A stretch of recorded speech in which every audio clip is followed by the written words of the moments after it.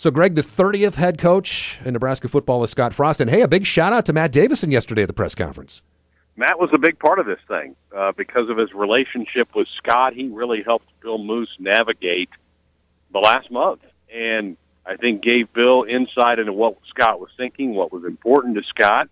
And Bill wisely took that knowledge and put together a plan and a package that was enticing enough to Scott to get him to come back home. And it's really important because of the jobs that have opened up in the last month that were attractive to Scott. I mean, who wouldn't, if you're down there in Orlando and you've already got good hooks with recruiting ties throughout that state, why wouldn't you look at the Florida Gator job that opened up? So Nebraska got out in front of it. I credit Bill Moose an awful lot. Obviously, Matt Davison was instrumental in getting this thing done, and Nebraska gets their guy, and they bring Scott Frost back home. And Bill did talk at the press conference and kind of named off some of the other schools that certainly had been in the hunt for coaches. So is it too easy to say, yeah, of course, Scott Frost is going to come home. He's a Nebraska kid? Well, I think that's the easy answer. But knowing Scott's pretty strategic because when he was at Oregon, he had several different opportunities to go somewhere to be a head coach. And he just kind of said, I'm going to wait the one that I think I can really make a splash, and that was UCF. Mm-hmm. And so I think it's too easy to say, yeah, he just would have come home because it's his alma mater. You heard Scott in the press conference say he was not even contacted for the Nebraska opening 3 years ago, nor would he have taken the Nebraska job 3 years ago with the leadership that was in place at Nebraska at that particular time. And so that was really telling to me. And also, I think Florida was in the mix for a while with Scott. I think he did turn them down because he felt really comfortable with Bill Moose, and he was hearing good things about Bill from Matt, his good buddy and his confidant, who now is a member of the athletic department.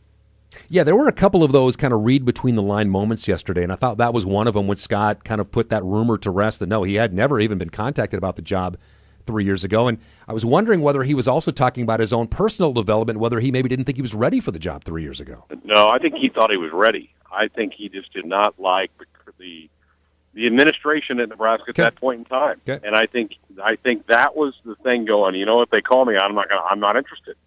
And it wasn't because he wasn't ready, because Tom Osborne has certainly been on record saying Scott was ready 3 years ago, but never got the phone call. But Scott put an end to that by just saying, even if I'd gotten the call, I don't think I would have come. So and that was the other read between the lines moment, Greg, was when he talked about Coach Osborne and said that, look, Coach Osborne would have told me if this was not the right time to come here. And I thought that was another one of those alluding to what things have been like in the past in Lincoln. He relies a lot still on his old coach, and why wouldn't you? I mean, as amazing as Tom Osborne was as a coach and as an administrator, and it's great to see Coach Osborne back involved in the program. He wasn't. He's been non-existent the last 3 years. I don't think it was because Mike Riley and that staff didn't want him around, but I just think Tom Osborne felt like, I don't think this feels right, doesn't feel like Nebraska. And that was another thing about all of the activities yesterday, Jeff, just standing in the room, the difference of the feeling from 3 years ago when everybody, I think, was in shock that it was Mike Riley being named Nebraska's head coach, to this, where you're like, this is Nebraska. This feels right. This is where we need to be going. And to have all the former players there, it was a special day yesterday in Lincoln. I hate to throw Mike Riley under the bus. I really do, because he's such a nice guy, although he certainly did not have success down in Lincoln. But the difference 3 years ago was you got a sense 3 years ago he walks in the room and you thought like you were settling on Mike Riley. You don't feel like you're settling for Scott Frost. Exactly right. Mike Riley, when he was hired, was 62 years old at the time, and you're like, wow, we're getting a guy at the very end of a career that really lacked much pizzazz. I mean, there just wasn't much accomplishment in Mike Riley's career. So you're taking an aging coach that just had not accomplished a lot of success on the field. And I think that's why people were so puzzled going, okay, he's well-respected within the industry, but he hasn't won, but maybe it was just a tough place to try to win at. So you give him the facilities and the infrastructure that's in place in Lincoln, and it's going to work. Well, it didn't work, and we're now to a place where I think people feel much, much better. And plus, Scott now has the background, Jeff, of having turned a program in a short amount of time at UCF, and people say, well, UCF was really good before the 0-12 season, and that's true. So there had been some success. Well, isn't that kind of similar to here? Yeah. We've had success before, haven't had it recently, but we have had it before. So how quickly can Scott get this thing turned? So the expectations, of course, and he addressed this yesterday, the expectations are going to be bordering on unrealistic, I think, initially. What do you think about that? Well, I thought Bill Moose and Tom Osborne both addressed this and did a great job for it, saying, hey, what he did at UCF is miraculous. You don't do that in 2 years. I mean, that just doesn't happen. So I think by Bill Moose putting together a 7-year contract, that's a commitment to Scott going, we know it's going to take a little time to get this thing turned around. I mean, the bigger the ship, and this is a big ship, the harder the turn, right? You're in the water, those big ships take a little bit longer to get turned and spun around. So I think the expectations are going to be to see great effort and great intensity and a well-coached team on the field, and that the wins are going to come eventually. But I think most Husker fans know it's going to take a couple of years to get this thing going. I know Bill Moose said the week before when he had the press conference to announce the dismissal of Mike Riley that in his eyes, a place like this, where everything's in place, facilities, structure, that type of thing, that 3 years should be the measuring stick. So I think by year 3 of Scott Frost, we should have some definite answers on where the program is headed. And I know it's a cliche to throw out there and say he's a Nebraska guy, but in that case, and in this case, being a Nebraska guy could make a huge difference going forward.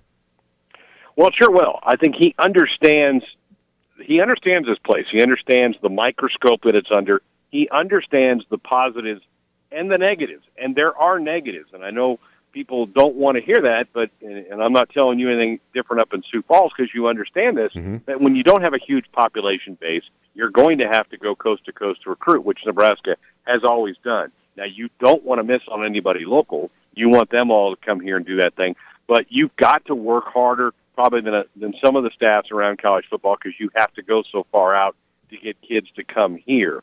And so Scott gets all that. He understands the work ethic that you have to put in. He understands the type of player that will work here that might not work other places. And so I think that gives him a good head start. I think once his staff gets announced, I would anticipate 3 or 4 guys on that staff that have, if not direct Husker ties, indirect Husker ties, that also understand the challenges. So I imagine the big thing right now is deciding who has committed or who's on the fence about committing or decommitting, deciding whether they fit in with your new program, and deciding how hard you're going to go after those guys. Isn't it amazing in the last 48 hours how many new offers have gone out the door? I bet Nebraska has a dozen new offers out the door with this staff. And here's what happens. They've been recruiting as a staff in Orlando, and there may be some guys that they've been on, they go, God, I really like him, but I think he wants to go to a power conference. We're not. We're close to that, but we're not. So if Florida State or Tennessee's in on this kid, we're probably not going to get him over those guys, but now we're at Nebraska. Yeah. So now we're on equal footing. We can go toe-to-toe, and who wouldn't want to play in the highest-scoring offense in the country this past year? So some of those offers have gone out to kids that are committed to Florida State, committed to Tennessee. I think Nebraska's got a real shot to get some of those. As far as the group that is committed and committed to the previous staff, Scott even said, hey, the previous staff did a good job. There's some really good players that are committed to the staff. I think they'll try their best to hold on to, I think it's 8 now that are committed, try to keep those 8 and then move forward from there. And one of the things that we talked about that was a negative, and we addressed it moments ago about Mike Riley, is a positive for Scott Frost, and that's his age, which means things go well, his ability to be at Nebraska for a long time.